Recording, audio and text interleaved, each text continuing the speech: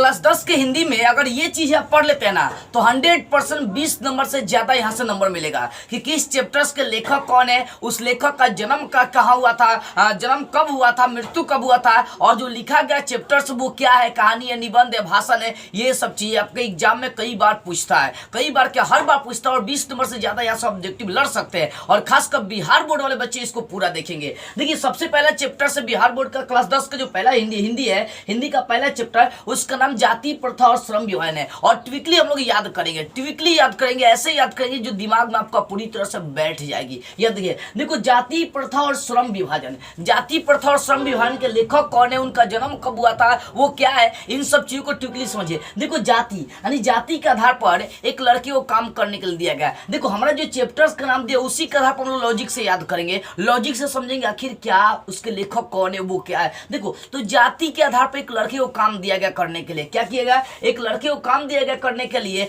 लेकिन जाति के आधार पर, जाति का मतलब समझ छोड़ दे, ऊंच नीचे बड़ी ये सब देखी जाती है जाति, ठीक है ना। तो जाति के आधार पर काम दिया गया तो लड़का काम करने से इनकार कर दिया कि हम जाति के आधार पर काम नहीं करेंगे, इतना छोटा काम नहीं करेंगे। जब ये काम करता है तो वो अम्बे मतलब दुर्गा माँ, यानी दुर्गा माँ के मंदिर में जाता है, यानी अम्बे के मंदिर में जाकर वो 91 बार सिर पटकता है और कहता है कि हमको छोट जात क्यों बना दिए। ये मतलब जानते ही छोट जात के संग कितना भेदभाव होता था पहले के जमाने में, ठीक है। तो इसको लॉजिकली समझेंगे, अम्बेडकर के जमाने की बात समझेंगे। यानी एक जब जाति के आधार पर एक लड़के को काम करने के लिए दिया गया तो इनकार कर दिया। वो अम्बे मतलब दुर्गा, यानी अम्बे के मंदिर में 91 बार जाकर सर पीटना शुरू किया। तो अम्बे से अम्बेडकर हो जाएगा, अम्बे से क्या होगा, अम्बेडकर। यानी जाति प्रथा और श्रम विभाजन के लेखक कौन, अम्बेडकर। तो कौन अम्बेडकर, भीमराव अम्बेडकर। यानी जाति प्रथा चैप्टर्स करा मैंने, जाति के आधार पर काम दिया गया, इनकार कर दिया लड़का।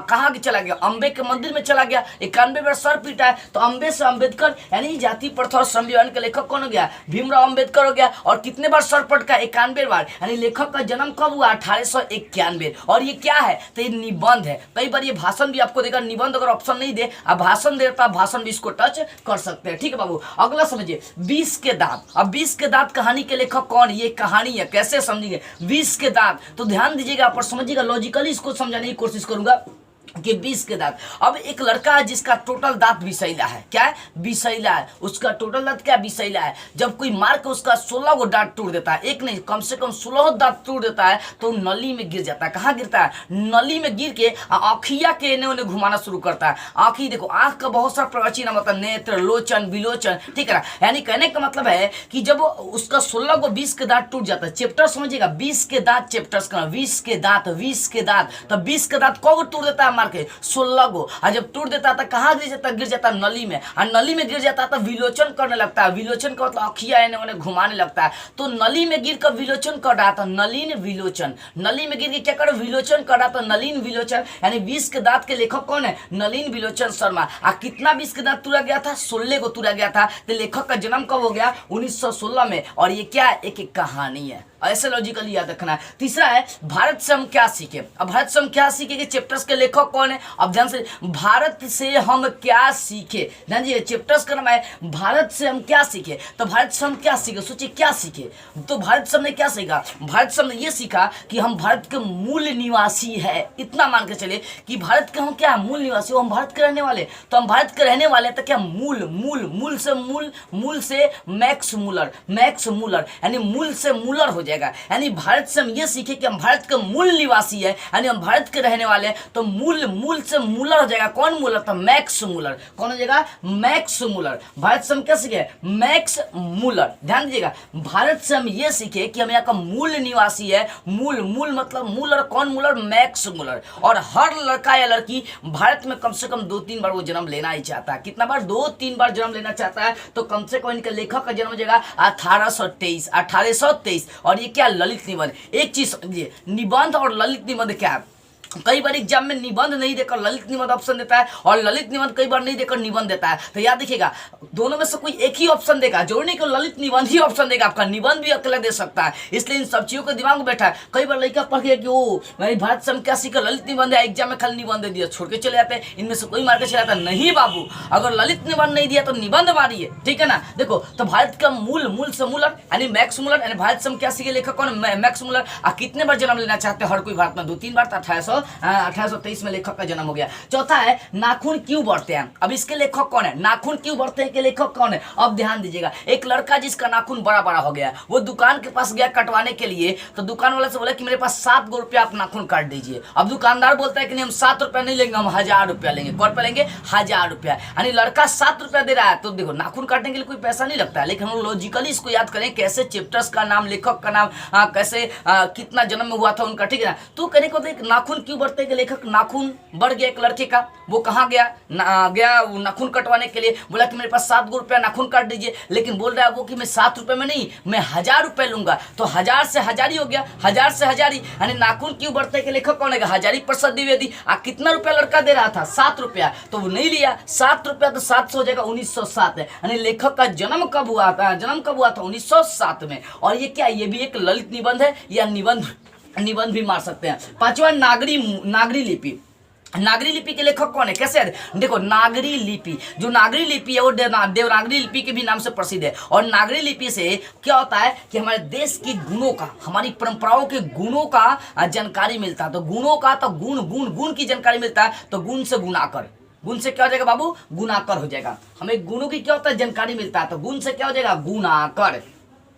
तो नागरी लिपि से किसकी जानकारी मिलता है, गुणों की, यानी नागरी लिपि से हमारे देश के गुण की जानकारी मिलता है। तो गुण से गुणाकर हो जाएगा, यानी नागरी लिपि ये कौन है, गुणाकर मूल है। अब ध्यान देने वाली बात यह है कि नागरी लिपि का इसका 3 गो अक्षर, शुरुआती में 3 गो अक्षर देख सकते हैं, 3 गो, और लिपि में 2 गो, तो 3 2 कितना 5, यानी 35 होगा। यानी नागरी लिपि के जो लेखक है गुणाकर मूल है, उनका जन्म कब हुआ है, तो 1935 में। और ये क्या है, ये भी एक निबंध है या ललित निबंध भी मार सकते हैं। यानी नागरी लिपि, तो नागरी लिपि से गुण की जानकारी होती है, गुण मतलब गुणाकर मूल है। और साथ में ध्यान दीजिए, नागरी में 3 गो अक्षर और लिपि में 2 गो, तो 3 और 2 जोड़ देंगे 5, यानी 35 आपका हो जाएगा। यानी कहने का सीधा सा मतलब है कि गुणाकर मूल्य का जन्म कब हो गया, 1935। अब आते हैं छठा चैप्टर, इसका नाम बहादुर। अब देखो जो बहादुर लोग होते हैं वो अमर होते हैं। बहादुर जो लोग होते हैं वो क्या होते हैं बाबू, अमर होते हैं। और बहादुर लोग जो होते हैं ना, कम से कम 2 4 5 लोग को गिरा देंगे। क्या करें, 2 4 5 लोगों को मार के गिरा सकते हैं। यानी बहादुर लोग अमर होते हैं। यानी बहादुर कहानी के लेखक अमर होते हैं, तो अमरकांत हो गया। यानी बहादुर कहानी के लेखक कौन है, अमरकांत है। और 2 4 5 लोग के जोड़ गिरा सकते हैं, 2 4 5, तो 4 को हटा दीजिए, इसकी आवश्यकता नहीं है। 2 5 25 को, यानी कम से कम 25 लोग को गिरा सकते हैं। यानी बहादुर कहानी के जो लेखक है उनका जन्म 1925 में हुआ था। और ये क्या एक कहानी है। 7वां चैप्टर समझते हैं परंपरा का मूल्यांकन। परंपरा का मूल्यांकन, देखो परंपरा का मूल्यांकन, हमारी जो परंपराएं हैं उससे बहुत सारी चीजों की जानकारी मिलती है। उससे हमारे पूर्वजों, हमारे भगवान की जानकारी मिलती है। तो किस भगवान की जानकारी मिलती है, तो राम की जानकारी मिलती है। तो राम की जानकारी मिलती है तो क्या हो जाए, रामविलास शर्मा। राम की जानकारी मिलती है तो कौन सी भगवान, राम जी की जानकारी मिलती है तो राम से पूरा नाम रामविलास आपकी क्या हो जाएगी, शर्मा हो जाएगा। रामविलास क्या हो जाएगा, शर्मा हो जाएगा। और हमारे देश में आज भी 1 2 परंपराएं मौजूद है। देखो इसके लेखकों का नाम याद करना हो, चाहे कुछ भी करना हो, थोड़ा सा दिमाग दौड़ाना पड़ेगा। तो परंपरा का मूल्यांकन, तो परंपरा का मूल्यांकन मतलब उसका वैल्यू। तो परंपरा का वैल्यू यही है कि हमें भगवान की, पूर्वजों की जानकारी मिलती है। तो किस पूर्वजों की, चाहे किस भगवान की जानकारी मिलती है, राम की, तो रामविलास शर्मा हो गया। और साथ में कितने हमारे समाज में परंपरा आज भी विद्यमान होंगे, तो 1 2 परंपराएं विद्यमान है। जैसे टाउन में लेकर चलिए, जो लड़कियां होती है वो छोटी छोटी कपड़े पहन के घूमती है, और यहाँ घूमना शुरू कर देंगे तो माई बाबू मार कर लोल फोड़ देंगे, जानिएगा। तो कहने का मतलब बहुत सारी ऐसी परंपराएं विद्यमान है। तो परंपरा के मूल्यांकन के लेखक कौन, तो परंपरा का मूल्यांकन, परंपरा हमें भगवानों के बारे में जानकारी देती है। लॉजिकली समझना, किस भगवान के बारे में, राम के बारे में। और आज भी 1 2 परंपरा विद्यमान है, यानी 1 2 मतलब 1912 हो जाएगा। आगे 8वां चैप्टर से जीत में निरखत हूँ। तो जीत में निरखत हूँ, यानी जीतने का काम कौन करता है, महाराजा लोग। तो महाराजा से आपका निकल जाएगा बिरजू महाराज, यानी पंडित बिरजू महाराज। यानी जीत में निरखत हूँ के लेखक कौन हो जाएगा, जीत में निरखत हूँ के लेखक कौन हो जाएगा, पंडित बिरजू महाराज। और ये जो महाराज लोग होते हैं, कम से कम महाराज तब बनेंगे जब 3 से 8 गो कम से कम युद्ध जीतेंगे। कम से कम 3 से 8 गो युद्ध इनको जीतना पड़ेगा, तब जाके निरखते हैं, मतलब आगराते हैं, चाहे ये महाराजा बनने के लायक कहलाते हैं। यानी जीत में निरखत हूँ, तो जीतने का काम कौन करते हैं, महाराज। तो पंडित बिरजू महाराज हो जाएगा। और साथ में बड़ी बात आपकी ये हो जाएगी कि कितना युद्ध कम से कम इनको जितना होगा, 3 से 8 मतलब 38 को। यानी लेखक का जन्म कब, 1938। और ये भी क्या एक निबंध है। 9वां चैप्टर है आविनियो। आविनियो के लेखक कौन है, ये देखना। आविनियो में देखिए वर्ड चैप्टर आओ क्या बोल रहा है, आविनियो में आओ वर्ड आ रहा है। तो किसको आने के लिए बोल रहा है, तो एक अशोक नाम का लड़का है जिसको बोला जाएगा कि आओ। यानी एक लड़की है जो अशोक को बोल रही है कि आओ। किसको बोलिए, अशोक को आने के लिए बोल रही है। और अशोक को आकर वो क्या बोलना चाहती है, तो आई लव बोलना चाहती है।